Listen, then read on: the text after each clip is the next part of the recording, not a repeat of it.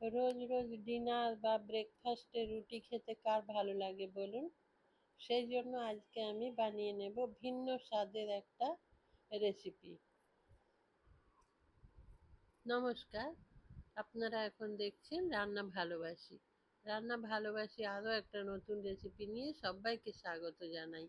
আমার আজকের রেসিপিতে থাকছে একটু ভিন্ন স্বাদের পরোটা। এর ভেতরে কি দিলাম স্টাফিং সব কিছু দেখার জন্য পাশে থাকুন, তাহলেই দেখতে পাবেন সব কিছু। এই পরোটা বানানোর জন্য মেজারিং কাপের 1 কাপ আটা আর 1 কাপ ময়দা মিশিয়ে নিয়েছি। আপনারা এখানে শুধু ময়দা দিয়ে করতে চাইলেও তাও করতে পারেন। আমি দু রকমই নিয়েছি। আন্দাজ মতো নুন দিয়ে দিলাম আর অল্প একটু চিনি দিলাম। দিয়ে শুকনো উপকরণগুলো একটু হাত দিয়ে ভালো করে মিশিয়ে নেব। মিশিয়ে নেওয়ার পর এখানে 1 টেবিল চামচ সাদা তেল দিয়ে দিতে হবে। সাদা তেল দিয়ে সেটাও একটু ভালো করে মিশিয়ে নেব। ততক্ষণে আপনারা একটা লাইক দিয়ে দিন প্লিজ। লাইক দিয়ে ভিডিওটা কন্টিনিউ করুন।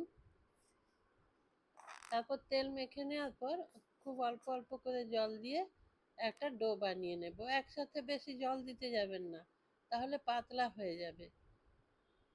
বেশি নরম হয়ে গেলে পরোটা ভালো হবে না। সেই জন্য অল্প অল্প জল দিয়ে একটা পারফেক্ট ডো বানিয়ে নিতে হবে। এই যে এইরকম একটা ডো বানিয়ে নেবেন। তারপর হাতে একটু তেল নিয়ে এই ডোয়ের মধ্যে ভালো করে মেখে নেবেন। মেখে তারপর একটা ঢাকা দিয়ে ওপর থেকে ঢেকে দেবেন। ঢেকে দিয়ে 10 থেকে 15 মিনিট এটা রেখে দিতে হবে। ততক্ষণে এটা ভালো সেট হয়ে যাবে। এটা থাক একদিকে, ততক্ষণে চলুন আমরা এর ভেতরে স্টাফিংটা বানিয়ে নেব। সেটা বানিয়ে নেওয়ার জন্য একটা গ্রেটার নিয়েছি আর 250 গ্রাম পনির নিয়েছি। এই পনির এই গ্রেটারের সাহায্যে গ্রেট করে নেব। এই পুরো পনির ভালো করে গ্রেট করে নেব।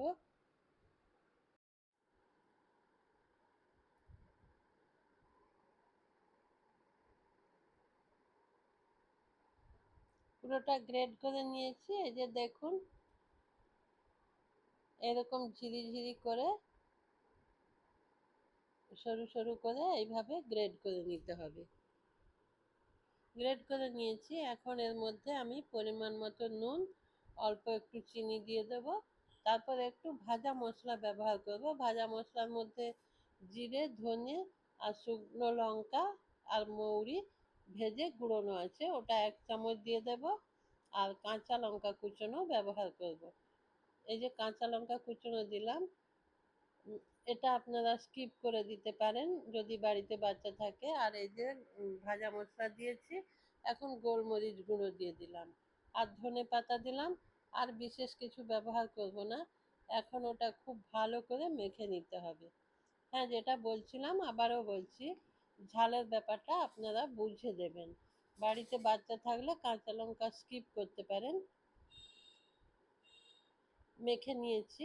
এখন একটা কার্ডবোর্ড নিয়ে নেব। কার্ডবোর্ডের ওপর সেই মেখে রাখা ডো নিয়ে নেব। ডো নিয়ে এইভাবে হাতের সাহায্যে 2 হাত দিয়ে এইভাবে একটা লম্বা আকৃতি দিয়ে দেব। তারপর এটা একটা ছুরি দিয়ে 4 ভাগে ভাগ করে নেব। লম্বা করে নিয়েছি। এখন এইভাবে 4টে ভাগে ভাগ করে নেব। 4 ভাগ করে নিয়েছি দেখুন। এখন এক একটা ভাগ আমি নিয়ে নেব। নিয়ে 2 হাতের তালুতে রেখে গোল করে নেব। এখানে আমি 4টে পরোটা বানাচ্ছি। আপনাদের প্রয়োজন মতো আপনারা আরও বেশি পরিমাণে আটা ময়দা নিয়ে বেশি পরিমাণে করতে পারেন। এখানে আমি আটা ময়দা মিশিয়ে নিয়েছি। আপনারা শুধু ময়দা কিংবা শুধু আটা দিয়েও করতে পারেন। 4টে গোল করে নিয়েছি। এখন একটা একটা নিয়ে নেব কার্ডবোর্ডের ওপর। আর কার্ডবোর্ডে অবশ্যই একটু তেল দিয়ে দেব। আর এই কাঠেও, লম্বা কাঠেও একটু তেল মাখিয়ে নেব। দিয়ে এটা একটু বেলে নেব। খুব বেশি বড় করব না, একটু বেলে নেব। ভেতরে ওই স্টাফিং দেওয়ার জন্য। এই যে এরকমভাবে বেলে নিয়ে এবার ওপরে এই যে মেখে রাখা পনিরের পুর ওটা দিয়ে দেব। দিয়ে আমি যেভাবে এটা মুখটা বন্ধ করছি সেইভাবে মুখটা বন্ধ করে নেবেন। এটা একটু সাবধানে বন্ধ করে নেবেন, দেখবেন বেরিয়েও যাবে না, ফেটে যাবে না, কিচ্ছু হবে না। বেশ সুন্দর গোল পরোটা হয়ে যাবে। আর প্রত্যেকটা পরোটা খুব সুন্দরভাবে ফুলবে। এই যে এই যে দেখুন, ভালো করে এইভাবে মুখটা বন্ধ করে এইভাবে একটু ঘুরিয়ে নেবেন। ঘুরিয়ে নেওয়ার পর দুই হাতের তালুতে রেখে আবারও একবার গোল করে নেবেন। এই যে ওপরের অংশ এইভাবে জুড়ে নেবেন, নিয়ে এই যে গোল করে নেবেন। আমি আরও একটা বানিয়ে দেখিয়ে দিচ্ছি।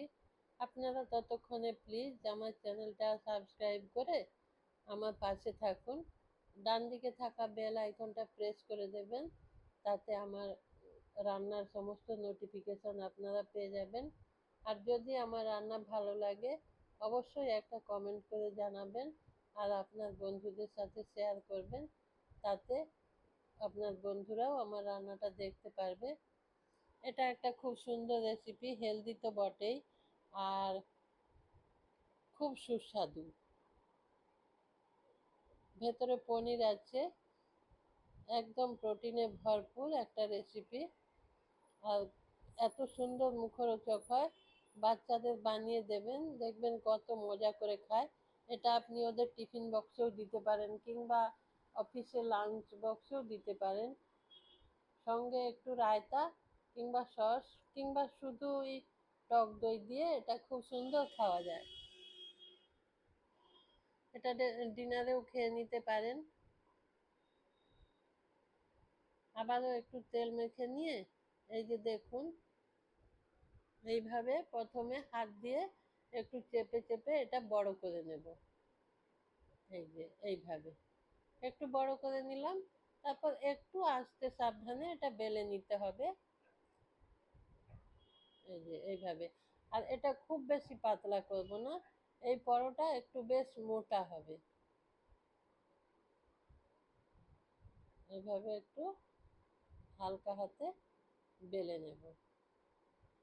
আর আমি বেশি বড় করব না, বেশি বড় করলে পাতলা হয়ে যাবে। এই যে দেখুন এইভাবে, এই যে এতটা মোটা মোটা করে আমি বেলে নিয়েছি। আবারও একটা বেলে নেব। এই যে হাত দিয়ে প্রথমে এইভাবে একটু চেপে পরোটা একটু বড় করে নেবেন, তাহলে বেলতে সুবিধা হবে। এই দেখুন খুব ভালোভাবে বেলে নেওয়া যাবে, একটাও ফাটবে না বা ভেতরের পুর বেরিয়ে আসবে না, কিচ্ছু হবে না। আবার ভাজার সময় দেখবেন প্রত্যেকটা পরোটা খুব সুন্দর ফুলে উঠবে। আবারও একটা বেলে নিয়েছি। এখন এগুলো আমি সবগুলো বেলে নেব, তারপর একটা ফ্রাই প্যান বসিয়ে দেব। এই পরোটা আমি ঘি দিয়ে ভাজবো। আপনারা যদি ঘি দিয়ে না ভাজতে পছন্দ করেন, সাদা তেল দিয়েও ভাজতে পারেন, আবার বাটার দিয়েও ভাজতে পারেন। এটা আমি ঘি দিয়ে ভাজলাম, বাটার দিয়ে ভাজলেও বেশ ভালো লাগে। ঘিয়ের মধ্যে দিয়েছি, এক পাশ ভাজা হলে আস্তে আস্তে করে এই যে আরেক দিক উল্টে দেবেন। এটা একটু সময় নিয়ে ভাজতে হবে। এটা মিডিয়াম ফ্লেমে গ্যাস রেখে দেবেন, দিয়ে একটু সময় নিয়ে ভাজতে হবে, কারণ এটা একটু মোটা করে বেলে নিয়েছি, পাতলা পরোটা নয়, সেই জন্য একটু সময় লাগবে ভাজতে। আর একটু এইভাবে খুন্তি দিয়ে চেপে চেপে ধরবেন, দেখবেন প্রত্যেকটা পরোটা এই দেখুন কত সুন্দর ফুলে উঠছে।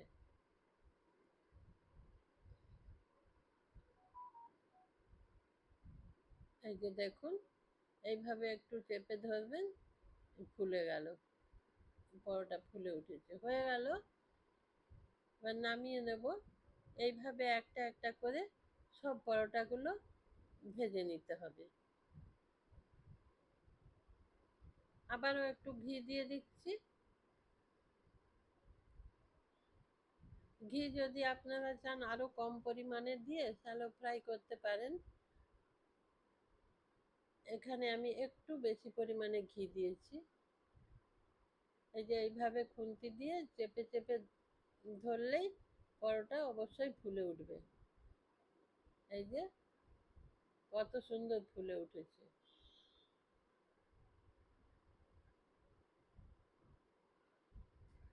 সব পরোটাগুলো ভেজে নেব। ভেজে আজকে আমি এটা রায়তার সাথে পরিবেশন করব।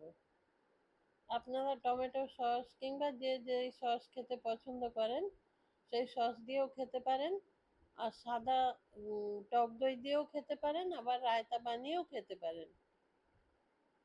আমার পরোটা কমপ্লিট হয়ে গেছে, পনির পরোটা। আপনাদের যদি পছন্দ হয় একটা কমেন্ট করবেন প্লিজ। নমস্কার, ভালো থাকবেন সবাই, সুস্থ থাকবেন, আর সবাইকে আমার আন্তরিক ধন্যবাদ জানাচ্ছি আমার সঙ্গে থাকার জন্য।